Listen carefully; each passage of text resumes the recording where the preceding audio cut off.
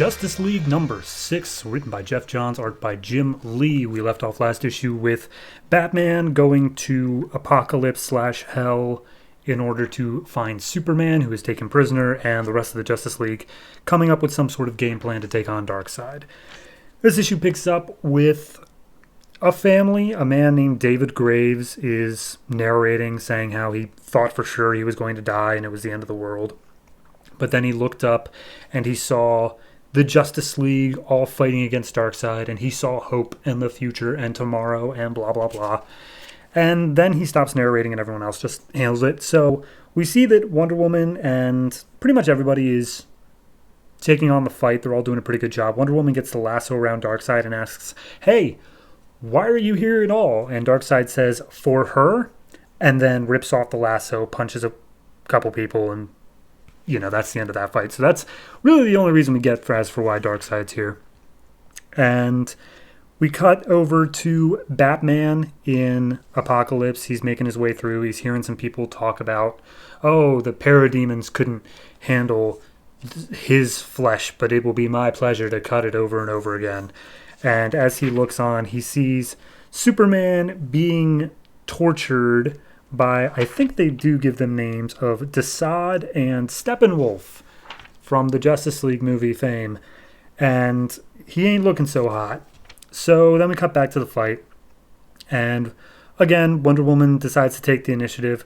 And she's like, "Darkseid, this planet doesn't belong to you. It belongs to no one and everyone." And then she stabs Darkseid with her sword in one of his eyes. And I guess that was the game plan. So she's like, "All right, one down." And then Aquaman comes in with his trident, stabs out the other eye. And he's like, "Cool, we did it. We blinded him. Is he down?" And they look at him and he's still standing. So they're like, "Okay, how are we supposed to beat this guy for real, though?" And Cyborg has some loose connection with the mother boxes. He's able to see Batman on the other side of the portal. He has a vision of that, and he's just trying to interface with the mother boxes. And he says ping, which is of course the sound the mother boxes make. And when he does so, a bunch of those portals open up and start sucking back in the parademons and Darkseid himself. And Desaad and Steppenwolf get distracted for a second, realizing oh hey, these portals are opening back up. Something's happening.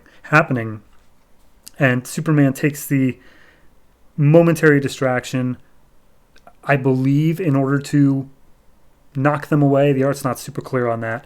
Batman grabs him, and apparently Superman was being pumped with visions of what Darkseid has been doing across the multiverse, and he's super evil, guys. And then we cut back to Earth, and Darkseid is again about to crush the head of, I think, Wonder Woman. And Batman tells him, "Hey, look, we need you. We need Superman." And Superman goes ahead and attacks Darkseid out of one portal and almost into another. And as Darkseid's about to be sucked in and pushed back into the portal, Darkseid grabs Superman, says how he's coming with me. Everybody grabs Superman, trying to get him away from Darkseid grip. And Batman tells Cyborg, "Hey, look, whatever you've been doing, we just need you to do it better." And Cyborg goes, "I can't." And Batman says, "You can." And then he does. And he ends up sucking Darkseid back through the portal, and he screams out how he will return. And then there's just this panel, this full page that's all white, and the Justice League is standing victorious. And they look around and they're like, "Hey, we did it. All the parademons and Darkseid in them are gone." And Cyborg makes sure to comment that whatever he did ended up frying all their mother boxes, so they won't be back for a very long time, which is really convenient. But then the League realizes that they're being watched by civilians all around, and they think they're about to be chewed out because, again, superheroes are not well liked in this universe. But instead, everyone starts cheering, and we get more of David Graves' narration saying how, they're the world's greatest superheroes, and they're even more than that, though. They're gods among men. So we get in front of the Capitol building. The president or whatever is basically giving them awards for all their bravery and whatever. Meanwhile, there's talking to themselves this entire time, saying like, hey, he keeps calling us a team and like friends, but we're not, and we all kind of dislike each other a lot. And Batman says, yeah, you're right. We all really do kind of like work solo and don't want to work with each other. But maybe we should anyway, because it'll be really convenient for people to actually like us. Like, we can actually get a lot more done that way. And everyone else is like, yeah, that sounds like a good reason to make a super team. And we see that Cyborg's dad finally showed up to getting a Congressional Medal of Honor, which I guess he was going to show up to anything, he may as well have. And then as apparently there's some threat going on right in the middle of this, and the president tells him and says, like, oh, I'm sorry, but we've got trouble and we're going to need your team again. And Flash is like, Mr. President, we have a name.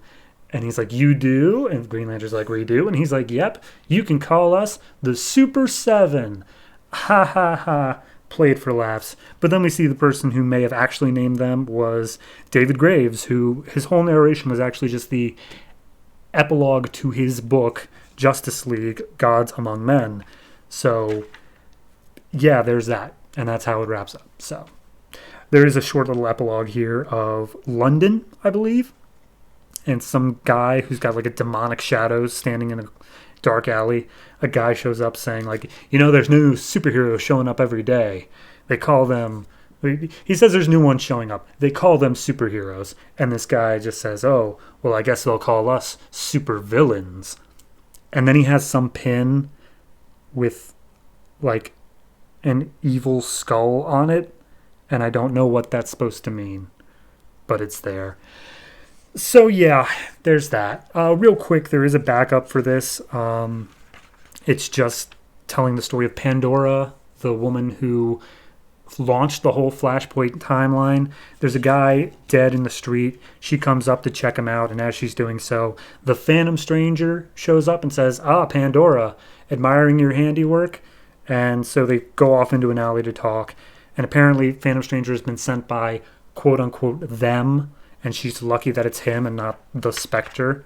And Pandora basically just keeps saying like, man, I ain't scared of them no more. Despite what they did to us, I'm not a frightened child anymore.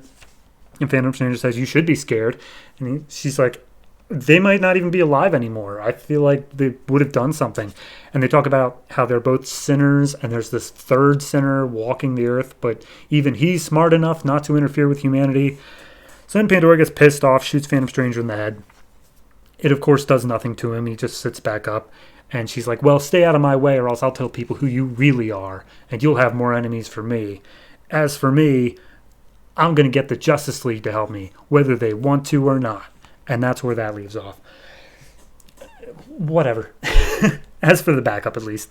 Like, I feel like that's just setting up for the future stories. But, mention it now because I'm not going to mention it later. As for the main part of the book, it feels really rushed, and I want to say that perhaps I'm bringing in my own knowledge of Darkseid, like my own ability of what he can do, but it seemed at the end of issue 4 he just showed up. He didn't do anything, he just showed up, and it knocked them all on their asses.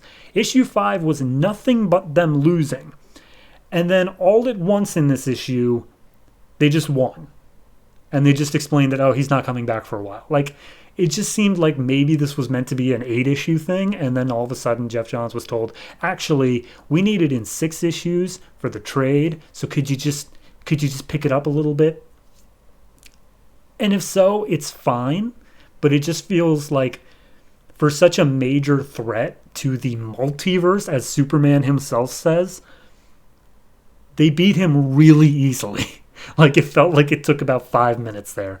So, I don't know. Maybe that's just me. But overall, in terms of this arc, it's good. I think that you're going to get better characterization for all the characters, Cyborg notwithstanding, from their own individual series.